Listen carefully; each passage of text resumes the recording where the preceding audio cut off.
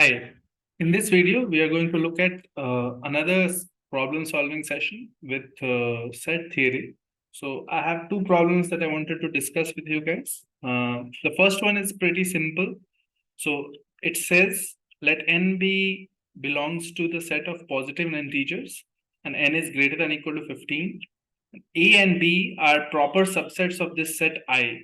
What is this I set? I is the set of 1, 2 till n. And how are these proper subsets characterized? A intersection B is actually null set, whereas A union B is I. So basically, these are mutually exclusive sets, proper subsets of the I set, such that they are also exhaustive. So A union B is the whole set, and they have no intersection elements, right? Now, what we have to show here is either A or B contains two distinct numbers whose sum is a perfect square. So the question wants us to show that either A has two numbers whose sum is a perfect square or B has two numbers whose sum is a perfect square. So why don't you try this question? You can pause the video and try it yourself. I'll just get into the solution here. It's pretty easy. We just say that since A intersection B is a null set, whereas A union B is equal to I has these members, right? 1 to n, right?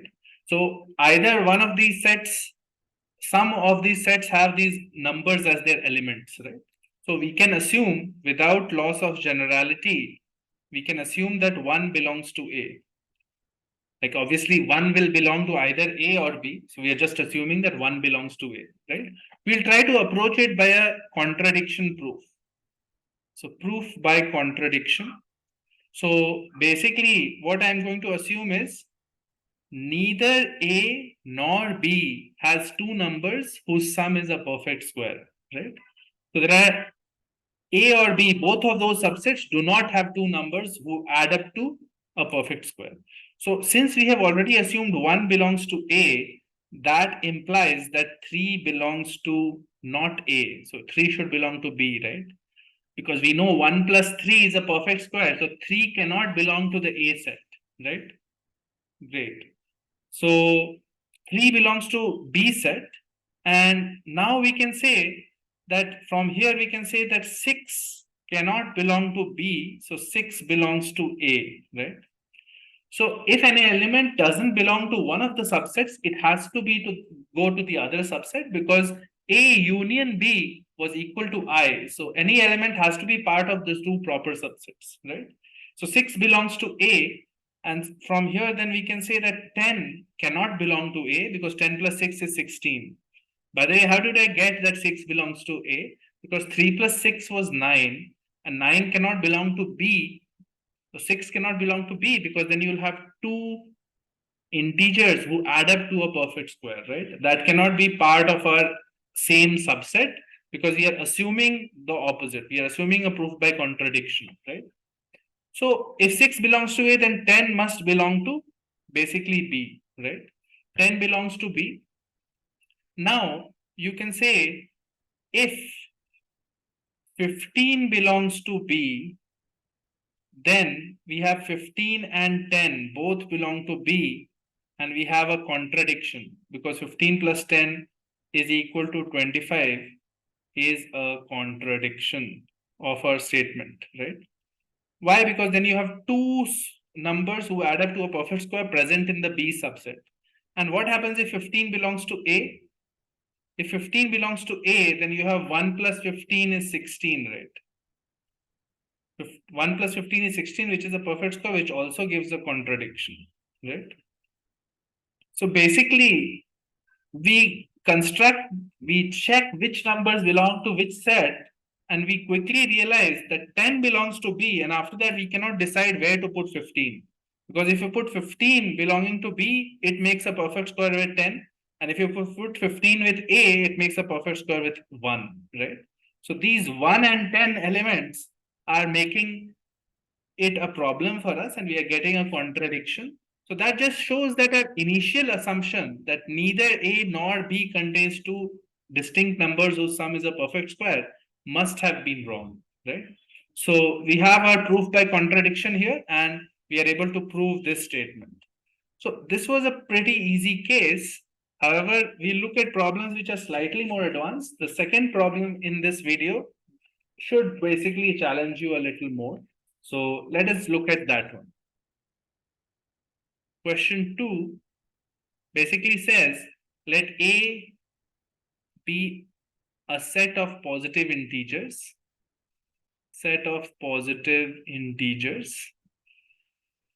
with the following properties.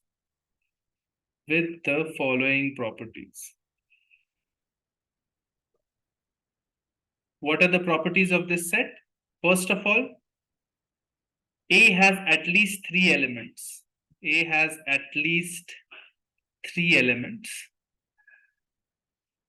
Second property says that if small a belongs to the A set, then all the positive divisors of small a also belong to A set. Also belong to the set A. The third property basically says that if A and B belong to the set, if A belongs to A set and B belongs to A set, and 1 is less than A is less than B, then 1 plus AB belongs to the A set. So these are the three properties of this set. What we have to show here are also three things. First of all, 1, 2, 3, 4, 5 are all elements of A. Then the second part is basically checking, is 2005 an element of A? Is 2005 an element of A? And finally, we'll prove an extension of this. Like at the end, once we have done this, we'll prove an extended problem statement about this. So let's try to understand the set A. It's the set of positive integers. It must have three elements. And if there is a particular element A, small a belonging to the set, then all the positive divisors of small a also belong to the set. And similarly, if there are two numbers A and B which belong to the set, then 1 plus AB is also going to belong to the set. Here the numbers A and B were less than 1 and were greater than 1 and A was less than B, right? So how do we go about trying to solve this? So obviously A has at least three elements. So we can say that 1 will belong to A for sure, right? Can you prove that 1 belongs to A? How do we conclude that 1 must belong to A? If it has at least three elements, if this is greater than or equal to 3, then any number, let's say small a belongs to A, then all the positive divisors of small a, then 1 is a positive divisor of small a, right? Positive divisor of A. And since it is a positive divisor of A, it must belong to the set capital A, right? So that is how we show that 1 is a member of this set. How do I prove that 2 belongs to this? So I'll do it on the next screen. We'll do it in a step-by-step manner. We'll say that we have to prove that 2 belongs to A. So you can try this yourself. You can pause the video and try this yourself. So what we have here is if, let's say, A belongs to A and B belongs to A. We already know that 1 belongs to the set. So 1AB, this is my basic set right now. I don't know about other elements. This is my set, right? Because we have been told that the set A has at least three elements. So I'm just taking three elements, right? Which includes 1 and 2 unknown elements. It might have more, but for now we have these. So suppose small a and small b belong to the set. Now, if at least one of A or B are even, if either A or B are even, then 2 belongs to A because 2 is a divisor of A or B. Divisor of the even number out of A and B. So basically, if A or B were even, then obviously 2 will belong to A because 2 is a positive divisor. If both are odd, if A and B are odd, what happens? Then we look at the third property, which said that 1 plus AB belongs to A, right? Now, A and B are odd, so this is odd, but odd plus 1 is even. So this whole thing is even. And since an even number belongs to A, that implies that 2 belongs to A, right? I hope you are getting how we are proving that 2 belongs to A, correct? So we now have realized that 2 also belongs to A. Now we'll try and prove that 3 belongs to A, right? But actually 3 is slightly trickier. So what we'll go with first is prove that 4 belongs to A.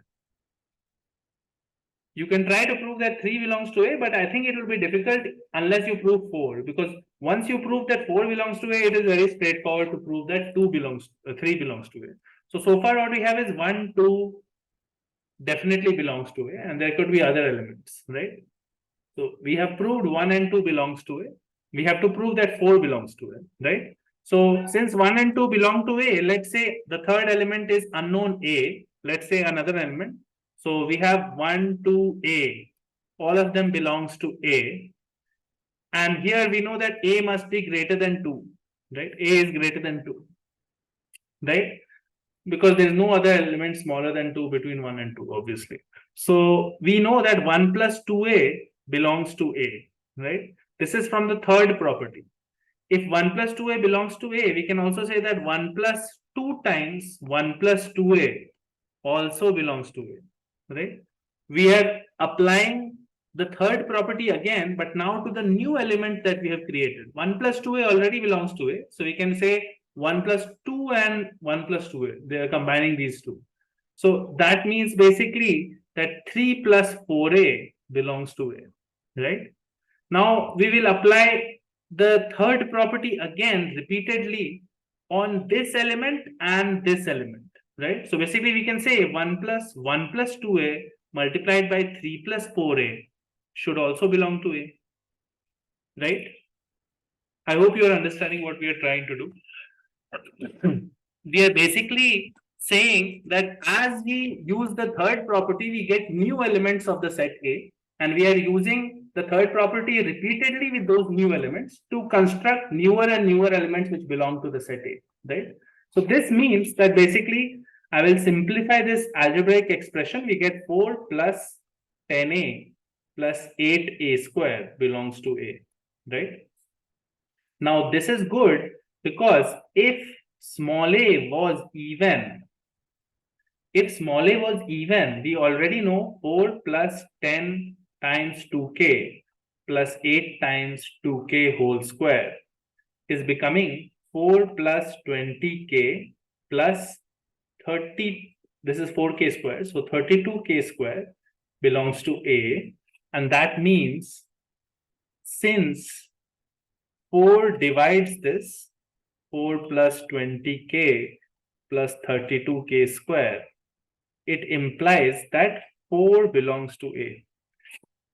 Basically, we are saying that we have gotten that this belongs to A, and if small a was even, initially we have taken, if it was an even number, then we can immediately say that this number is divisible by 4, so 4 is a divisor, so 4 belongs to A, right? So 1/2 of the problem is proved. We have proved that in one case, if the number chosen was even, 4 then belongs to A. Now to prove the odd case, you do the same argument, but you use this. Basically. So you follow the same steps. You say that this belongs to A, and you put this instead of A in all of these steps. So basically you should end up getting something like this: 4 plus 10 times 4 plus 10A plus 8A square plus 8 times 4 plus 10A plus 8A square belongs to A. So basically repeat the arguments of the same sequence of steps Basically, what did we do? We did 1 plus 2a belongs to A.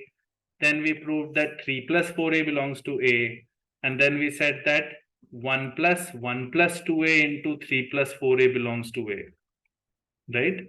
So what we are going to say is this number, which is 4 plus 10a plus 8a square belongs to A. We can follow the same steps with using this instead of A, right? Because this is also an element of the set. We can say put instead of A, put this, then instead of A, put this, and you will get this. You can easily show that if A is odd,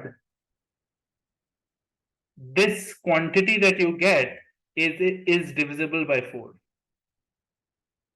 Is divisible by 4, even if A is odd. Even if A is odd. So I will leave that analysis to you. It's a pretty simple statement. You have to show that if A was equal to 2k plus 1, the quantity here is still divisible by 4. And you can prove that. So basically, overall, we'll get that 4 belongs to A. We have proved that 4 belongs to A. And now my A set looks something like this: 1, 2, 4. And it could have other elements, right? Once we have proved that 2 and 4 both belong to A, it is pretty straightforward to prove that 3 belongs to A. How? Prove that 3 belongs to A is very easy, because you just do 1 plus 2 into 4 belongs to A, right? Using property 3 again. So this means 9 belongs to A, and that means 3 belongs to A. Why? Because 3 is a positive divisor of 9. So we get 1, 2, 3, 4 belongs to A, and now using that, now A set has become 1, 2, 3, 4, and maybe it has other elements. Now you can easily show that 1 plus 2 into 3 equal to 7 belongs to A, and then 1 plus 2 into 7 equal to 15 belongs to A, which implies that 5 belongs to A. So this is the first part of my problem. We have shown that 1, 2, 3, 4, 5, all of them belong to the A set, right? Now for 2005, we just need to check again. Part 2 of the problem was checking, does 2005 belong to A? That was what we needed to check. So we have to construct 2005 somehow, right? So we know that it is 2005 can be written as 501 into 4 plus 1, right? So we should check 4, and we already know 4 is an element. So we should check whether 501 is an element or not, right? So 501 can be written as 1 plus 5 into 100. We already know 5 is an element. We need to check whether 100 is an element or not, right?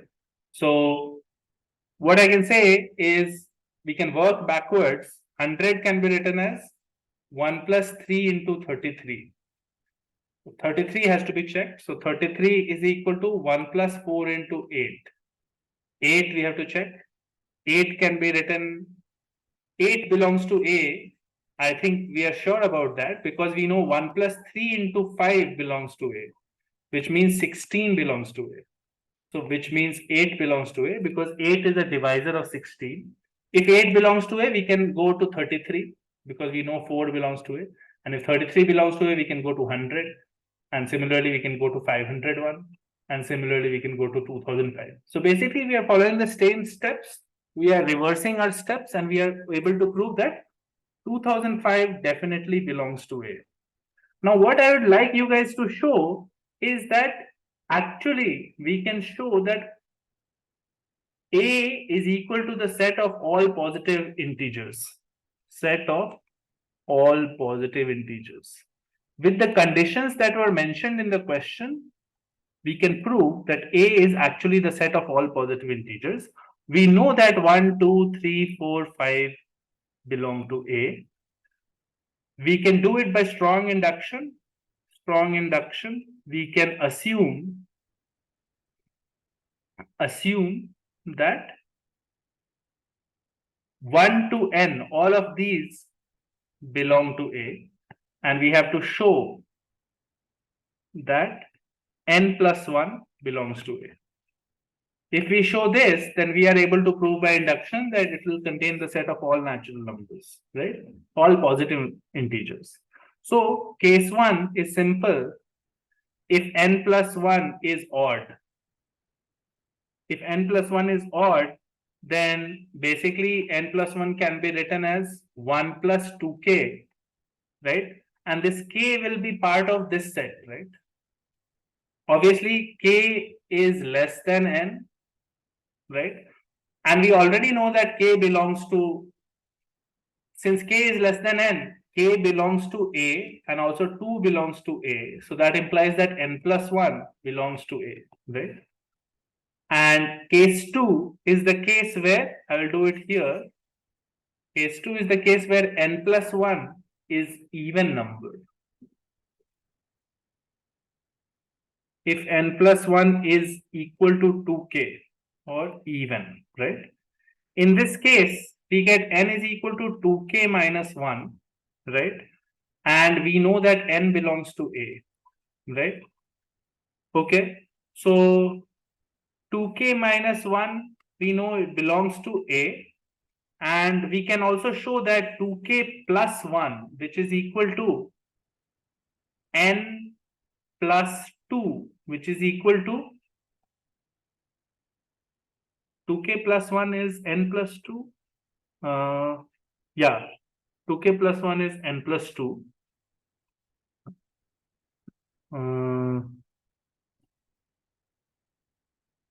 Can we show that 2k plus 1 belongs to it? We know that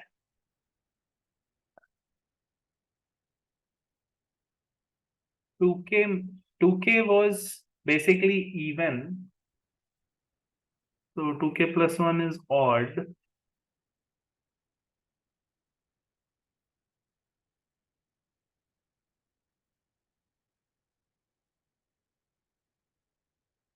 Oh, wait.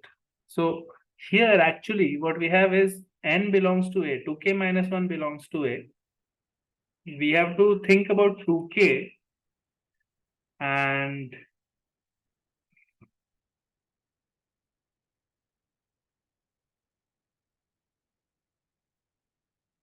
n plus 1.